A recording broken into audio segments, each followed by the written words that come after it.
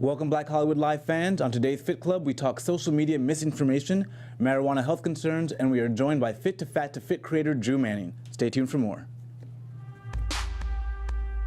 You're tuned into Black Hollywood Live, Fit Club. All right, we are back. We were away on a hiatus for 2 weeks, so it feels really, really good to be back. You guys are watching Fit Club. I am your host, Fallon Mercedes. You guys can find me online at fitwithfallon.com, along with my co-host, Shaka Smith. You can find me at Shaka Strong on Twitter, Instagram, and Snapchat. And we have my boss and creator of Fit to Fat to Fit, Mr. Drew Manning. He is Skyping in tonight. We appreciate you, Drew. How you doing?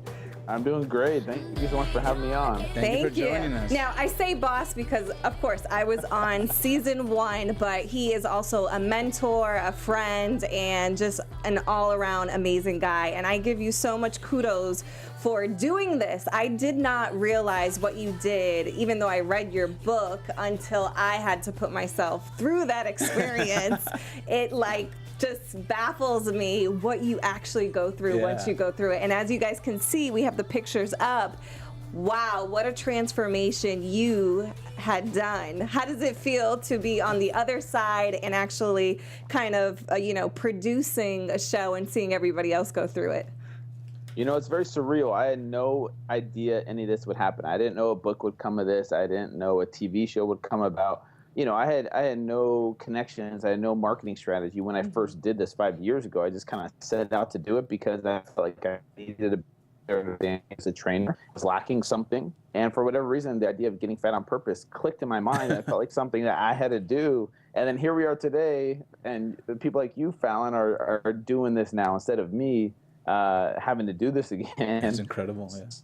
I commend you, Fallon, being a woman, too, being a female, being willing to put your body and your mind through this. Yeah, it was insane, but you know what? It was. I feel accomplished now looking back, and I'm so happy that I don't have to do it again. But you guys are filming season 2, so we'll wait till later on in the interview for you to give us some exclusives, hopefully, on season 2 and what we can expect. But we are going to talk about, as we usually do on our show, different health and fitness topics, different reports, and Shaka's so great at always finding these great studies. So the first one we're going to chat about is basically social media experts. You can't always trust, but now reports are saying, can you even trust the doctors to back up health and fitness news? How do you feel about this, Shaka? Well, I thought it was interesting because a lot of times we get all this misinformation on social media and then we refuse to, we assume it's right, so we don't go and look it up further.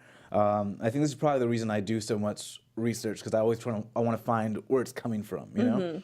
And so they found a couple of key topics, and one of them is BMI versus your waist circumference. And right now, I think we're all kind of tied into BMI as like this marker for obesity and unhealthiness, and they found that it's not as great a marker as we think it is. Yeah. And in fact, many people that are labeled obese actually don't have the markers of people that are unhealthy, like cholesterol and your insulin sensitivity. I know when I first became a trainer, I hated telling people what their BMIs were, because technically I'm obese. I'm only 5 feet, so I need to be like 95 pounds in order to look like, I'm not obese. I was an athlete, so I have a lot of muscle mass.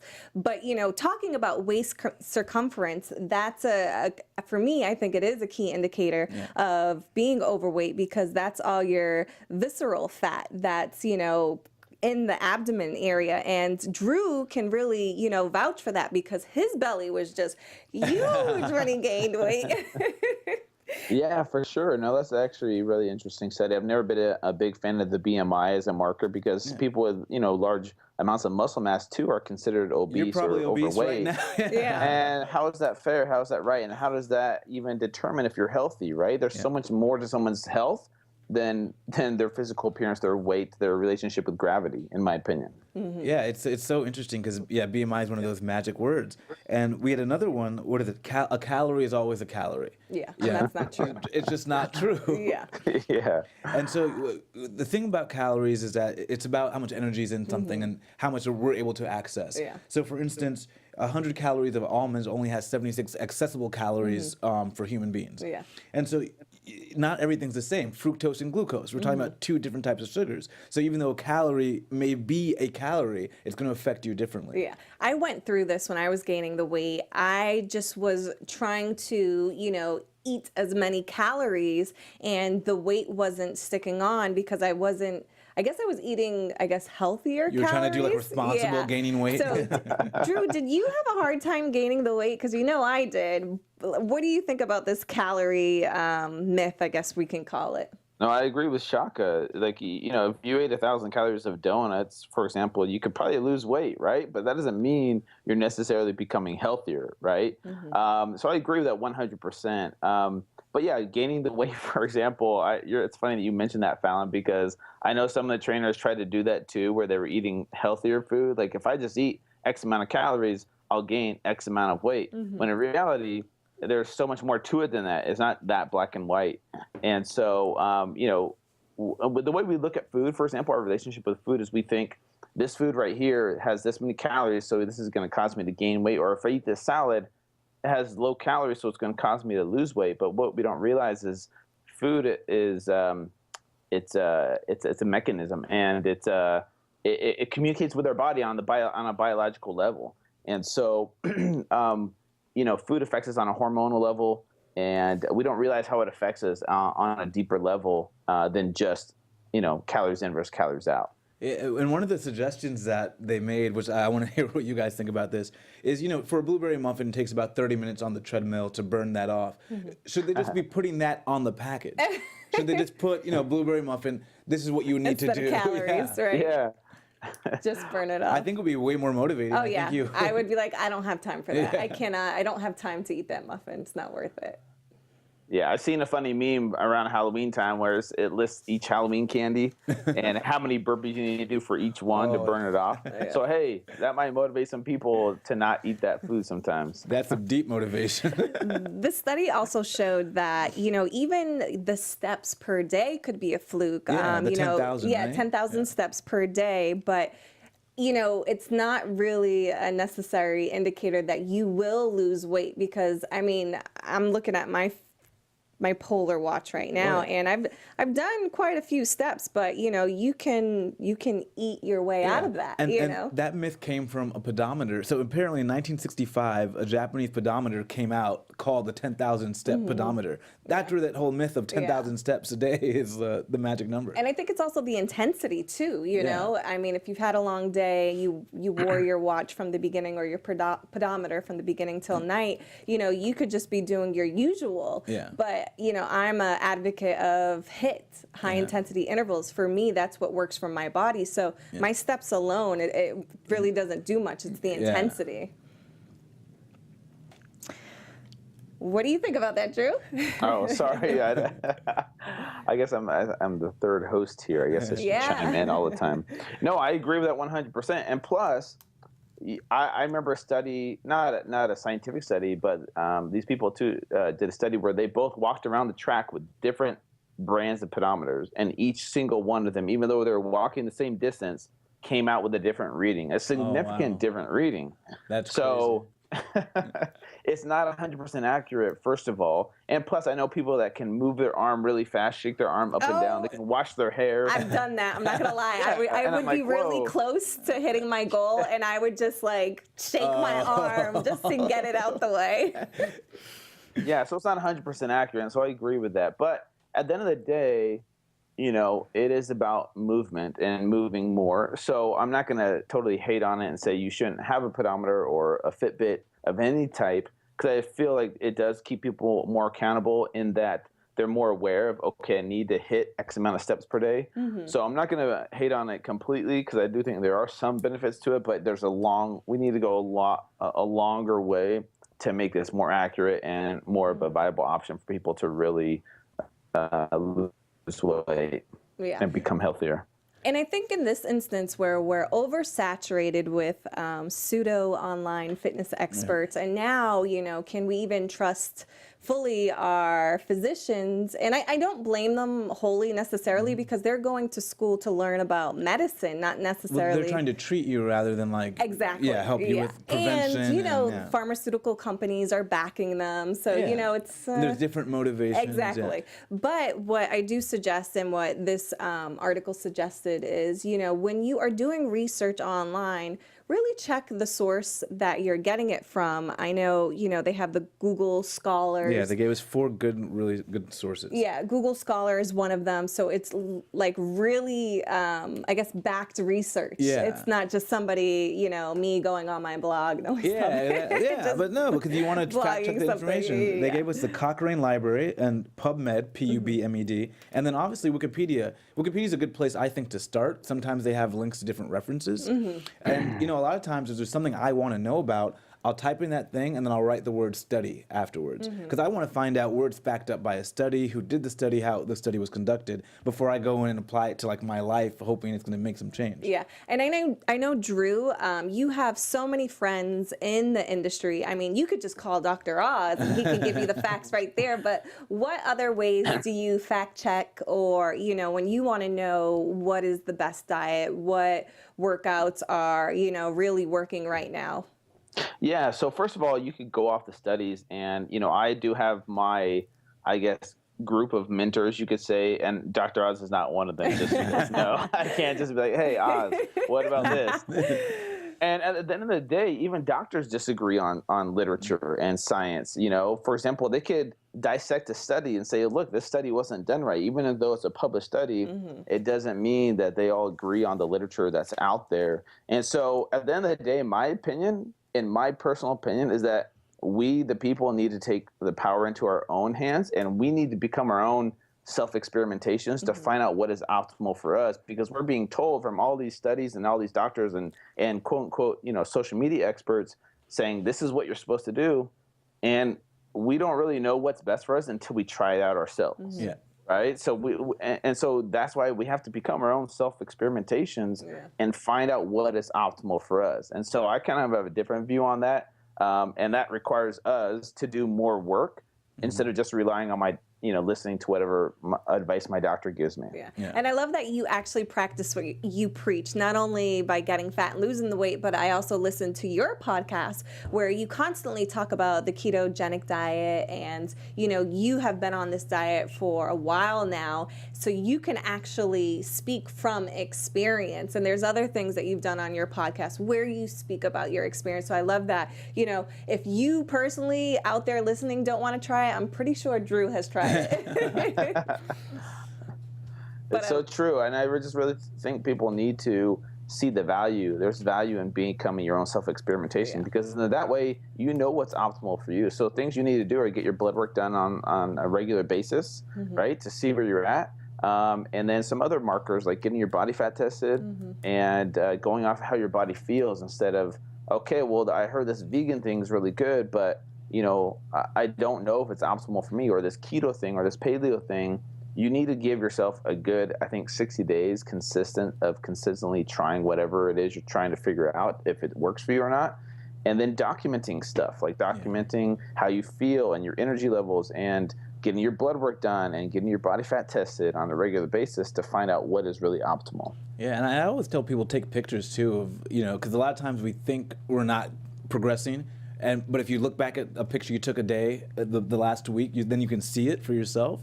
So it's so important to just continually document what you do. Then you can attribute what's happening to your body. That's funny, because when I did the TV show, every single week the producers would make us take these photos. I'm like, nothing is changing. And then when you go back, you're like, oh my God, I look so different. Crazy. Yeah. Insane. And you changed a lot too, Fallon. You changed a lot. Yeah, it was crazy. I think it's because I'm so short too. You could just notice every inch of fat, every expansion of every curve on my body. It was quite intense. Well, I don't know what you did to lose the weight, but as you know, football is an excellent way to do it. We got a great message from DraftKings. So is football your passion? It's not, but I hear you can win some money doing DraftKings. Yes, you can. You know all the players and teams, their strengths and weaknesses. Now put that knowledge to the test and play for your shot at the $1 million top prize at DraftKings.com. It's just part of the $5 million in total prizes they're doling out in this Week 1 contest.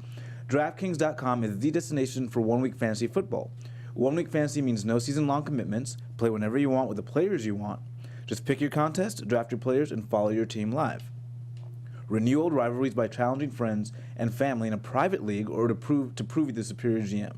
Or join an existing league and go head-to-head with friends, co-workers, and fantasy players from all across the country.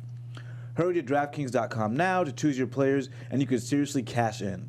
Use code BSports and play for free with your first deposit. That's code BSPORTS to play free for your share of the $5 million in total prizes in this contest. Only at DraftKings.com, DraftKings.com. Eligibility restrictions may apply. See website for details. Nice. Speaking of football, Drew, how often do you get the question if you're related to the Mannings? Not that often because No. there's not a resemblance, but I do say, well, those are my cousins, especially after they win the Super Bowl. After they win the Super Bowl, I'm like, oh yeah, Peyton, he's my cousin. Yeah, that's my taught him homie. everything. I taught him everything he knows. Hilarious. All right, our second story today, which I love. Thank you, Shaka. This was very, informative. It's talking about how exercise doesn't just burn fat, but it can actually give you smart fat. Yeah. What is smart fat? Well, yeah, this was interesting to me because I hadn't really heard too much about it. So it's like you have white fat, which is like the fat that wants to be stored and stay in your body. And then you have brown fat, which helps you burn calories. And it's also linked to better insulin sensitivity and glucose tolerance. And so they found that when you exercise, so basically when you exercise, a protein's released that Irisin. Irisin. And so irisin gives way to another protein that converts white fat cells into brown fat cells. So you're literally changing, the type of fat you have to fat that's going to burn and work for you. And they found that when they soaked fat cells, human fat cells, in irisin, that there were less fat cells, 20 to 60% less fat cells in that human tissue. Yeah, and not only that, the brown fat actually helped with, when it got older, because there's young fat and old fat. But when that brown fat matured, it helped strengthen the bones. Yeah. And I found that interesting because I train so many women who their doctors will have them come to me because, they have osteoporosis and they need to, get stronger. And, I know muscles help with giving you strength, but I didn't know brown fat could actually help with strengthening your bones. Yeah, it's crazy. Did you know about this, Drew? Yeah, well, actually I did, and I think it's really interesting you guys brought this up because a lot of people don't understand the difference between the two, and I kind of tell it to them like this: like babies are born with a lot of brown fat, and that's why they're always warm. They have this ability to provide heat for themselves, right? They're always burning so many calories. They're always warm, and as we grow older, right, that turns into white fat cells. And it, it starts to slow down our production of brown fat cells. But you can turn that back on by exercising. And there's also some studies showing that by taking cold showers or jumping in cold water can activate more brown fat cells in your body to turn on and rev that up. And so I recommend to people, not that you're going to become skinny by taking cold showers, but that's another hack you can add into your life as well. That's funny. That's one of the things I've done. Yeah. Yeah, if I skip the gym tonight, I'm going to go take a cold shower instead. There you go. All right, another story. Scientists have finally agreed on what the best diet is. Yeah. Is there really the best diet? I like this because, I saw the article and I was like, oh, I can't wait to read this. Yeah. The best diet, what is it? But it turns out they looked at all these different studies, all these different diets, and the best diet is the one you can stick to. It turns out that they looked over time at all these different diets. It didn't matter what diet you were on. The people lost around the same amount of weight as long as they stuck to the diet. Yeah, and there's a couple questions you should ask yourself when you are about to embark on a new diet. One, can you stick with it? Two, is it healthy? Yeah. I've heard so many, like for me, the Master Cleanse diet, I just die on that diet. I could not last more than like 2 days. Yeah, any diet that's got like a time limitation, you want to look a little bit closer at its healthy effects. 3, it's all about the small changes. So Yeah. you don't want to do an overly drastic diet because it's too much. You'll go back to the way you ate before if you Yeah. can't actually do it overnight. Yeah. Yeah. And also, it's based on skills. Yeah, I really like this part because they want to. The diet should give you tools for dealing with triggers. So if you have a food trigger, whether it's emotional eating, whether it's just your love for certain types of food, a diet should have in place for you different ways to deal with certain types of eating so that when you get to that place, then you can remain on the diet. Yeah. What is your favorite diet that you've tried, Drew, other than the keto diet? Because I know that seems to be your favorite right now. The problem is the word diet, because there's a donut diet, there's a Twinkie diet. You know what I'm saying? It's our perception of the word diet. So for me, I recently have been a big fan of the keto diet. Now, for everybody, I don't think it is for everybody, just like any other diet isn't. There's no one size fits all. But it's our perception of it. When we think of the word diet, we think short term. What's the quickest way to lose the most amount of weight with the least amount of effort? Yeah. Right? That's what we're all looking for. Is I want to put in the least amount of effort and lose the most amount of weight. We aren't looking for sustainability when it comes to diet programs. Yeah. Right? We're looking like, okay, I just need to lose this. I got a wedding coming up or a cruise or whatever. So it's our perception of that word diet. I think that is the issue. And so, yes, I do agree with that. The best diet out there is the one you can maintain long term. But that doesn't mean, for example, like I do keto or I do paleo. It doesn't mean I'm not going to eat grains ever again or I'm not going to eat sugar ever again. I think there's a need for balance, and I think if you can sustain it 80% of the time, then I think that's something that is a good fit for you instead of being perfect all or nothing all the time. Does that make sense? Yeah, you got to allow yourself. I agree. Now let's talk about the marijuana diet. Just kidding. The marijuana diet. Our next topic was very interesting. I know in California, marijuana has been legalized, for a while. Yeah. And now after the election, so many other states have been awarded, I guess, having legalized marijuana as well. Yeah, we had 5 states legalized. California legalized recreational marijuana. And so now it's a big concern. Are there actually health worries to marijuana? Because, the idea is it's generally harmless. But they are finding there may be some cardiomyopathy problems. And that's really your heart having weak heart muscles. And so they're finding that there may be a correlation between marijuana and weak heart muscles, and that people in this group that they studied, they found that people that smoked marijuana, they had a 2% more of a likelihood to be getting stress-related cardiomyopathy. And now it was affecting young males, which is a group this does not typically affect. So that's why it's kind of gained a little bit of traction. At the same time, they have admitted to some confounding factors that the group that smoked marijuana also did illicit drugs, also suffered from depression as well. Yeah. So there's more work to be teased out here, but certainly with it being recreational now, and it's I believe over 20% of people in the country now have access to marijuana, these are things we want to be looking at. How do you really feel about this study? Well, I mean, I think it's legitimate in the fact that we really haven't studied marijuana the way we should have because we haven't had the opportunity. So we don't know what dangers are out there. I generally feel it's a pretty harmless drug, but at the same time, I just don't know. Yeah. I don't know if both of you, if you've watched the Dr. What is his name? Sonja Gupta from CNN. Sanjay, Sanjay. He had a great documentary on marijuana, and it really showed, especially like a lot of children who suffered from seizures. They would take whatever ingredient CBD, out of it and give it to the kids, and it was like day and night. It really, really helped them. And for me, when I watched that, it really changed my perspective. I saw it as medicine, but what happens when we abuse it and we're doing it just for fun? I feel like anything in excess can hurt you. And the general argument is you can abuse marijuana without too much hurting you. But I don't think we also know, we haven't had widespread abuse of it. So I think when it goes, studies of that abuse. Yeah, so when it goes recreational, we'll have some more information. But it's doing well in Colorado, doing well in Washington State, so we'll see. Yeah, so next week we'll have Snoop Dogg on, and we'll ask him personally the effects There you of it. Have you done any studies on marijuana, or do you feel like with weight loss even? Yeah, Drew, do you know any of this, or looked into this, or heard that it actually can affect the heart muscles and affect young men who abuse it? I haven't heard that study, but I think I agree with Shaka on this one. I think there's still, it's so new with our studies on what it can do, right? I think there's tremendous benefits, and I think for the most part it's harmless, but at the same time there's still a lot more research that needs to be done, in my opinion. But I think the fact that we're open to it being medicine and being known as this is not that as bad as we were told as kids, like, hey, stay away from this drug, it'll do this to you, right?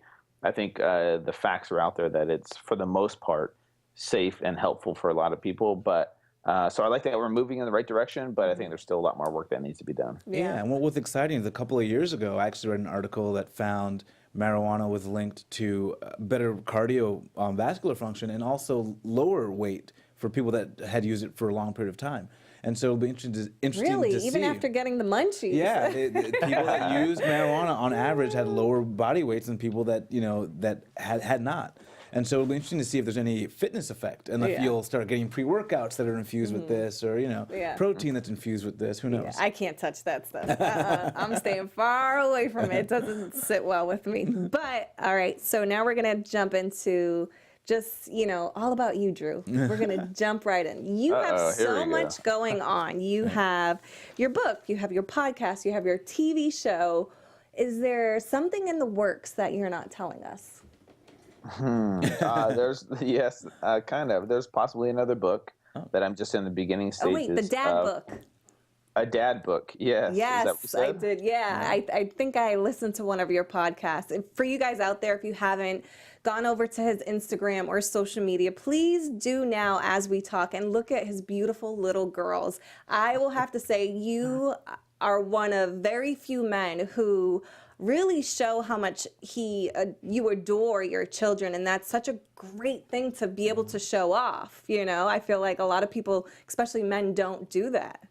Well, thank you so much, and I appreciate that, Fallon, because I feel like, I've been through a life transformation over the past couple of years. Fit to Fit happened about 5 years ago, and it kind of took off and became a successful brand, and then the TV show happened. But personally, I was struggling, and I went through a divorce and kind of hit rock bottom and had to kind of find myself, and it took a while for me to find who I was and what my role in life was. And so being a dad has kind of helped me progress to where I am now, as far as learning how to embrace vulnerability, learning how to be a good man, and to have a good relationship with myself. And so yes, I do plan on opening up more about my personal life, which is scary in a way, but at the same time, I think inspiring to a lot of men, because I don't think, like you said, Fallon, there's a lot of men out there that are talking about being vulnerable, being open about being a dad and the importance of that role, especially to daughters, in my opinion. And so,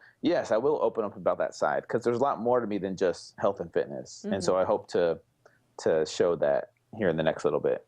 I know in one of the episodes, I forget, I think it was JJ's episode, but his client, he wanted to lose weight specifically so that he could adopt and be a great father. How much do you feel like your health and taking care of your health, especially after you gain the weight, and then lost it, how much does that affect you as a father? Do you have that same motivation, like, hey, I need to stay fit for my children? Are you motivating and inspiring them to live healthy, fit lives? Yes, I feel like being a dad is a very important role, first and foremost. And what I've learned over the years is that there's so much more to our health than us just being skinny or having a six-pack, right? And us being an example to our kids is essential, because that's where they learn about health and fitness from, in my opinion, first is from us. So they learn from our examples, but it doesn't mean that you need to look a certain way or weigh a certain weight for your kids to know that you see the value of living a healthy lifestyle. But I do feel it's important for us dads to kind of step up and take that role, because I know society kind of tells us, oh, we can be this, we can have the dad bod, and that's cool. It's funny, and they get that. But if we're dying of a heart attack at 40, that's not cool. Yeah. You know what I'm saying? So we just need to learn how to take care of ourselves and take care of our health. And we understand that we need to make ourselves a priority. Moms included, we sacrifice our health for our kids, thinking I'm selfless because I am not going to the gym or I'm not spending a lot of time cooking these meals because I want to spend more time with my kids. When in reality, you're not the best version of you when you're not healthy. Mm-hmm. Does that make sense? You're not the happiest version of you when you're not healthy. And you deprive them of a good example. Yeah, that makes Exactly. a lot of sense. Now, I had a question. So, I found it difficult that Fallon even did Fit to Fat to Fit, but, at least it was a show. Where did you find the courage to do it just on your own in the beginning? That's a great question. I think it just came from the realization that I could not connect with my clients who were overweight. I could not understand why it was so hard for them just to do what I was telling them. I'm like, it's so easy. You guys just eat healthy, exercise. I don't understand why it's so hard for you guys to, just give up soda and go to the gym when I tell you to. I just had these clients that would just say, you know what, Drew, you don't understand why it's so hard. You've always been in shape. And it just kind of ate at me. And then I was thinking of ideas, and the idea popped up in my head. And it's one of those moments in life where you feel like it was like a calling. Like, this is inspiration in a way. Like, this is something I need to do. And for whatever reason, that was the feeling I got when I first thought of getting fat on purpose, as crazy as that sounds. Did you have any moments of doubt, or did you, day 5, you're like, wait, I got to just lose this weight and get back to being fit? Oh, yeah. The old me kind of tapped in, where I was like freaking out because I used to complain about, getting fat by not going to the gym for 2 days in a row or 3 days, or eating too many cheat meals over the weekend. Yeah. I would be like, oh my gosh, I can't do this. And then, I'm like, I still have 5.5 months left to go. Fallon can relate to this, So it's, you do kind of freak out. But at the same time, you realize it's not just about you. And I kind of, once you put the word out there, you kind of make yourself accountable to your audience. Mm-hmm. You have to follow through. Yeah. Yeah. So when you were going through this process, were you writing a book in the meantime, or when did it come to you where you're like, you know what, I should let the world know about this? No, I did not have an idea to write a book. So I knew I wanted to blog about it and put it up on YouTube, right? So I documented on my website and on YouTube, and that's all I knew how to do. And it just kind of became organic from there. Friends started telling friends and other people, and then fitness bloggers reached out to me and wanted to interview me. And then it just kind of spread from there. Then it showed up on Yahoo one day, and then boom, that's when I got calls from TV shows. And then I got a call from the publisher. They read my blogs, and they said that this would be a good idea for a book. And so the book thing happened about 4 months into my Fit to Fat journey. Oh, okay. And it was just, I had no connections. They reached out to me. Yeah, that's awesome. I remember seeing that story. I remember thinking to myself, who's this fool that's doing this? And I thought to myself, well, maybe I could do. No, I can't do that. It's impossible. I'm not going to gain weight. What if I don't lose it again? And Now, I have a question for you. I never asked you this question before, but I know for me, okay, so did the weight gain, weight loss affect your relationship? I know you openly talked about your divorce. I know for me, I didn't want to admit it during the process, but in hindsight, it really did affect my relationship that I was in. Not so much, I mean, he thought I was beautiful. He would tell me, you're great how you are, but I feel like it kind of brought to the forefront problems that we already had that maybe, I think whenever you're under stress, right, a high amount of stress, if you have problems, they're going to come to the surface. Yeah. So even though me being overweight necessarily didn't cause issues, but the stress I was under gaining the weight and losing the weight drastically affected my relationship. Do you think it affected yours?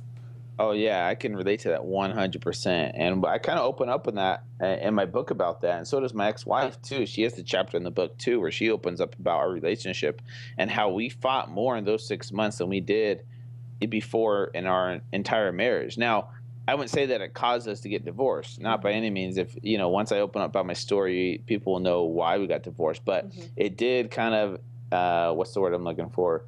Exacerbate the problems that were already there, underlying problems that we already had. And so when you're when you're going through this fit to fat phase and your hormones start to change, You go crazy. You your really do. personality changes. You become snappier and like less patience, and you're lazy and you're tired all the time and you're lethargic and you just you're moodier.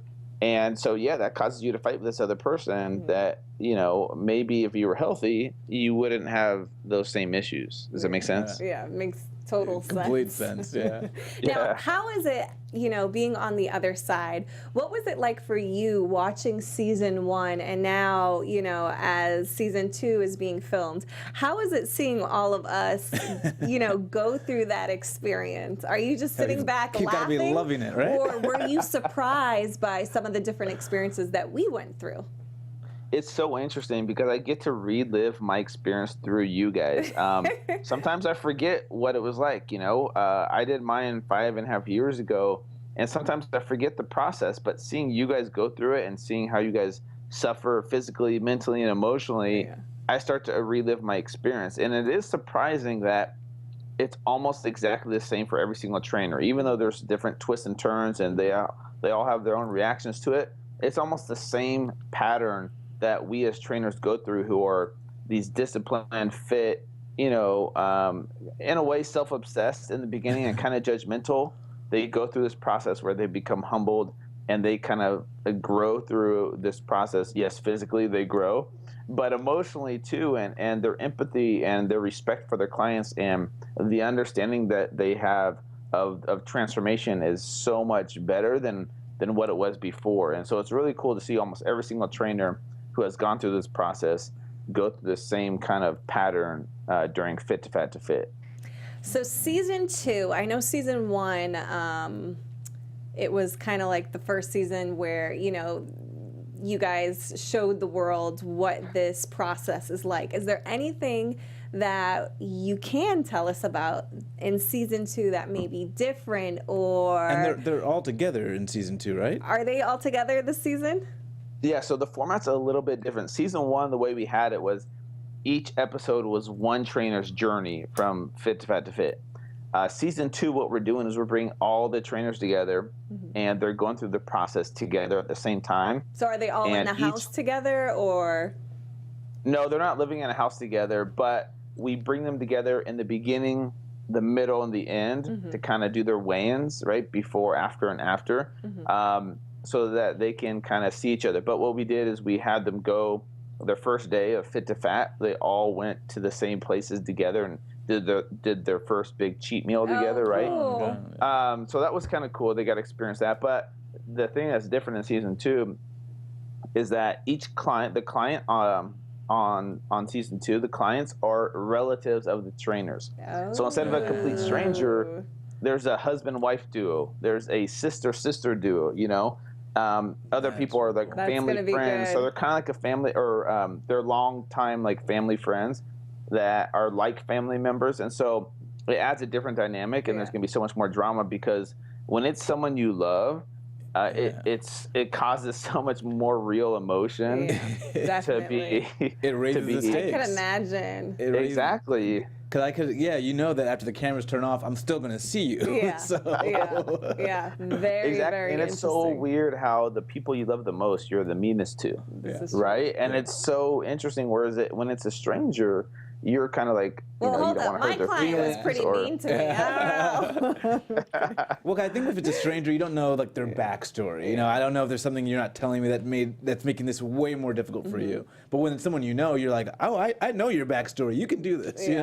Yeah, and you can call them out, and you don't take crap from them, and they don't take crap from you. It just adds so much more real emotion to the story, and so that's what's different about season 2. And it's each episode will be a continuation, so you got to tune in each week to see what happens next, because it's not just one trainer, one episode like it was in season 1. I'm interested in that sister combo because that's she's gaining weight for you to both lose it. That's interesting. That's gonna be good. So when does season 2 premiere? Right now we're aiming for spring of 2017, probably April-ish, but we don't have a set date yet. Okay, awesome. Now let's talk about your podcast. I am such a big fan. How long have you had this podcast? Where did you how did you decide okay, I wrote a book, I did a TV show. What made you want to start a podcast? So, okay, so I've had the podcast for over a year now, which is crazy because I cannot believe it's been that long. But I started to become a fan of podcasts. Actually, I think I got turned on to the Tim Ferriss show Love that. and Yeah, the that Joe one. Rogan Experiment. And I just started listening to these crazy podcasts, and then I started listening to all these other ones, and I'm like, there is so much information out here that is free that you can have available at the touch of your fingers any time of the day. And I'm like, man, I just haven't tapped into this. Why haven't I done this? And so I became obsessed with listening to all these podcasts. And so you can find out anything. If you have any interest in the world, you could find a podcast on it. So whether that's video games, whether that's Game of Thrones, whether that's health and fitness or religion or history, you can find a podcast on that and learn from experts. And so I started listening to health and fitness podcasts, and I remember I reached out to this guy named Sean Stevenson. I was looking the name of his show up. I really, really like his show, and I know you guys. I think you were on his, and he was on yours. Yeah, we've become like best friends now because I reached out to him, and he actually reached back out to me. I'm like, oh my gosh, this guy's cool. Because I just said, hey man, I love your podcast, and he like reached back out to me and he had me on as a guest, and then we just kind of hit it off. Yeah. And he kind of challenged me. He's like, dude, you need to get a podcast. He's like, you have the following. He's like, you got a great voice. You would be good for this. He also said you have a great face for podcasting. And so I'm like, you know what? I was like, why can't I do it? You know, I was so nervous because I'm like, so many times in life we think, oh, this isn't for me. This is what these people do. This is what these experts do. But you know, why not you? Why not now? Yeah, you're the and guy so that I gained all decided the to weight. do my research, put in the time, but honestly, Sean Stevenson was one of my kind of mentors and kind of talked me into this, and so it's his fault. And he's a good dad too. I could see why you guys would get along. Yeah, he's great. All right, and let's talk about last thing before we go, your $1 workout club. Really? Yes. $1 can get me a free workout? Yeah. Yes. What is that Okay. about? So this is really cool. So I started this about a year ago as well, and me and my ex-wife, actually, she's one of my business partners, and Natalie Hodson, who has a large social media following as well. We teamed together, and kind of following the same format of Dollar Shave Club, right? We wanted to create a fitness platform, an online fitness platform that was affordable but super high quality, and for a cheaper price. So we decided to call it Dollar Workout Club, where people can stream online workout videos, you know, to their smartphone, their computer, their laptop, their iPads, and they could do these workouts from home. Minimal equipment, 8 to 20 minutes long each workout at beginner, intermediate, and advanced fitness levels. Oh, wow. All for $1 a week. And so they get access each week for $1, 5 new workout videos, 5 healthy recipe videos, and 5 motivational videos. New content delivered every single week for just about $1 a week. And that's why we call it Dollar Workout Club. That's Wow. awesome. $4 a month, too high. Sorry. Wow, no, that's awesome. Yeah. You definitely found something there. I feel like, you know, I'll pay $10 for a great, you know, app on my iPhone. You know, I definitely would purchase $4. And I mean, you guys are all experts. You know what you're doing. You know, we've seen you do it. So that's awesome that you're willing to give out your services for that amount.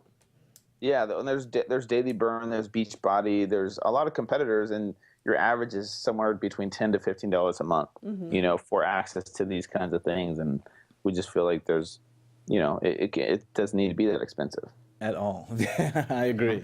Well, we appreciate you coming on here. Please think of me for your next big idea, your next, you know. Are you sure about that? Yes, as long as I don't have to gain weight again, I am good. Okay.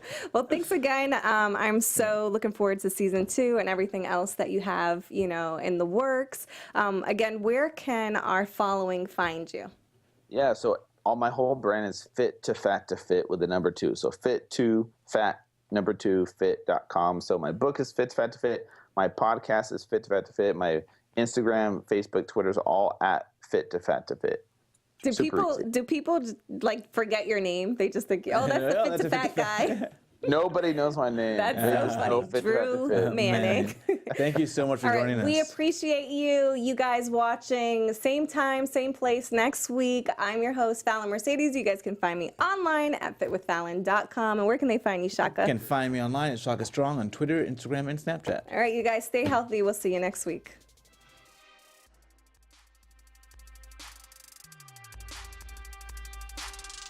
From executives Keven Undergaro, Dario Kristen, Tiana Hobson, and the entire BHL staff, we would like to thank you for supporting Black Hollywood Live, the first online broadcast network dedicated to African American entertainment. For questions and comments, contact us. info@blackhollywoodlive.com. Like us on Facebook, tweet us, or Instagram us at BHL Online.